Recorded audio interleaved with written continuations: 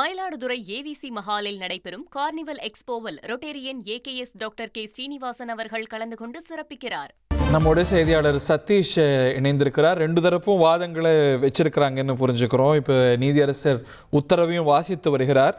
இப்போ இணையற நேயர்களுக்கு இதோடைய ஹைலைட்ஸை விரிவாக சொல்லுங்க.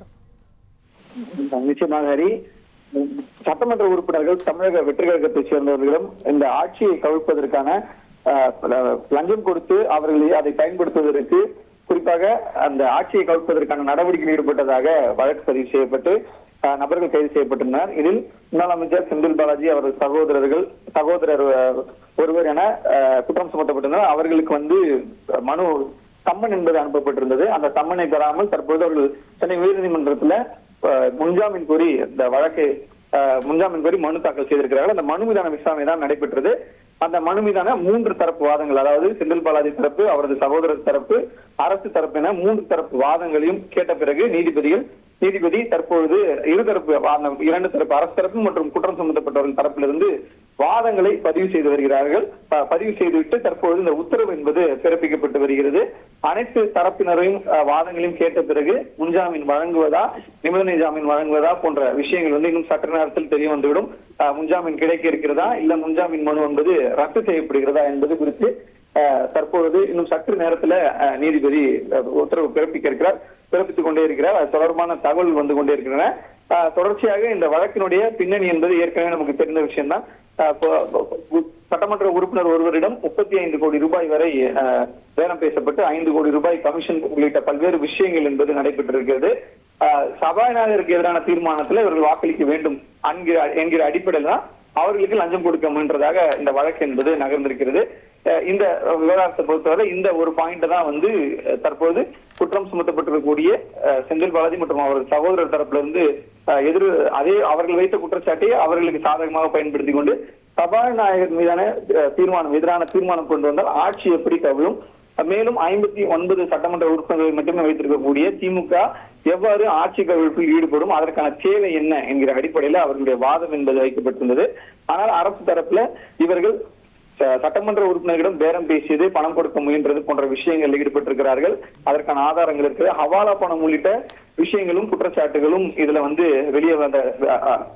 வெளியே வருவதற்கான வாய்ப்புகள் இருக்குது. அதற்கான முகாந்திரம் பிரைமா பேசி என்பதும் இருக்கிறது என்பது குறித்து அரசு தரப்பு வைக்கப்பட்டிருக்கிற குற்றச்சாட்டாக பார்க்கப்படுகிறது. ஹவாலா பணம் என்பது ஏற்கனவே தெரியும். அந்த மணி லாண்டரிங் போன்ற பல்வேறு விஷயங்கள்ல சிபிஐ, இடி, ஐடி உள்ளிட்ட மத்திய நிறுவனங்களே நேரடியாக விசாரிப்பதற்கான முகாந்திரம் உள்ள ஒரு வழக்காக இது மாறுவதற்கான வாய்ப்பும் இருக்கிறது. ஹவாலா பணம் என்பது ஈடுபட்டுப்பட்டிருந்தால் இந்த விவகாரத்துல ஹவாலா பயன்படுத்தப்பட்டது உண்மை என்றால் மத்திய புலன் விசாரணை அமைப்புகளும் இதற்குள்ளே விசாரிப்பதற்கான முகாந்திரம் இருக்கிறது. அதற்கான ஒரு மிகப்பெரிய ஒரு விஷயத்தை அரசு தரப்புல தற்போது வைக்கப்பட்டிருக்கிறார்கள். இந்த விஷயங்கள் எல்லாத்தையும் கேட்டுக்கொண்ட பிறகுதான் நீதிபதி அந்த வாதங்களை பதிவு. ஹவாலா மாதிரியான முகாந்திரம் இருந்து அப்படின்னா சோமோட்டோவா அவங்களே சென்ட்ரல் ஏஜென்சிஸ் வரலாமா, இல்ல ஸ்டேட் ஏஜென்சிஸ் ஒப்படைக்கணுமா? அவங்கள்ட்ட வழக்கமான ப்ரொசீஜர் என்ன?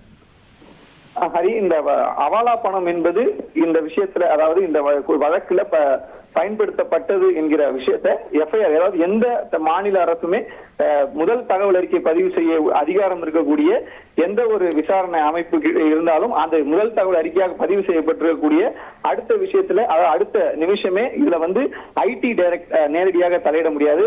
ஆனா அவர்களால் எஃப்ஐஆர் பதிவு செய்ய முடியாது. இடி, சிபிஐ அவர்கள் இருவருக்கும் இந்த எஃப்ஐஆர் பதிவு செய்வதற்கு, அந்த சிபிஐ எஃப்ஐஆர் பதிவு செய்வதற்கான முகாந்திரம் இருக்கிறது. இடி இது போன்று மாநில மத்திய புலன் விசாரணை அமைப்புகள் பதிவு செய்திருக்கக்கூடிய எஃப்ஐஆரை வைத்து முகாந்திரமாக வைத்து அவர்கள் வருவதற்கான வாய்ப்பு இருக்கு. இது ரொம்ப நம்ம குரூஷியலா பார்க்க வேண்டியிருக்குது. ஐடியை பொறுத்த வரைக்குமே அவர்கள் விசாரணை மட்டுமே செய்ய முடியும், வழக்கு பதிவு செய்ய முடியாது. ஆனால் தற்பொழுது இந்த மாநில அரசு, மாநில காவல்துறை பதிவு செய்யப்பட்ட ஒரு வழக்குல ஹவாலா பணம் இருக்கிறது, ஹவாலா பணம் பயன்படுத்தப்பட்டது என்று தெரிந்தாலே சிபிஐயும் அதே போன்று இடியும் உள்ளே வருவதற்கான வாய்ப்புகள் அதிகம். அமலாக்கத்துறையும் சிபிஐயும் உள்ளே வருவதற்கான வாய்ப்புகள் இருக்குது. சிபிஐ பொறுத்தவரை அவங்க ஃப்ரெஷ்ஷா எஃப்ஐஆர் போடுவதற்கு வாய்ப்பு இருக்கிறது. எனவே இடி முதலில் வருவார்கள், அதன் பின்னாடிதான் சிபிஐ வருவாங்க. இது போன்ற ஹவாலா பணத்துல ஐடி முறையாக தனிப்பட்ட முறையில இவர்களுக்கு சொந்தமான இடங்கள்ல முதற்கட்ட சோதனை என்பது நடைபெறும். அந்த சோதனைக்கு பிறகு அவர்களிடம் ஏதேனும் சாட்சியங்கள் கிடைத்தால் அந்த சாட்சியங்கள் அடிப்படையிலும் கூட அமலாக்கத்துறை மற்றும் சிபிஐ இது ஒரு நெக்ஸஸ் மாதிரி. யாரோ ஒருத்தர் உள்ள வந்துட்டாங்கன்னா அதை தொடர்ந்து பின்னாடி மூவர் வருவதற்கான வாய்ப்பு இருக்கிறது.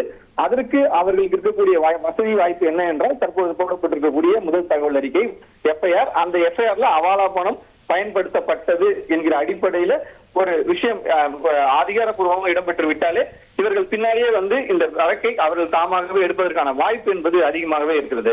மயிலாடுதுறை ஏவிசி மஹாலில் நடைபெறும் கார்னிவல் எக்ஸ்போவில் rotarian AKS doctor K. Srinivasan அவர்கள் கலந்து கொண்டு சிறப்பிக்கிறார்.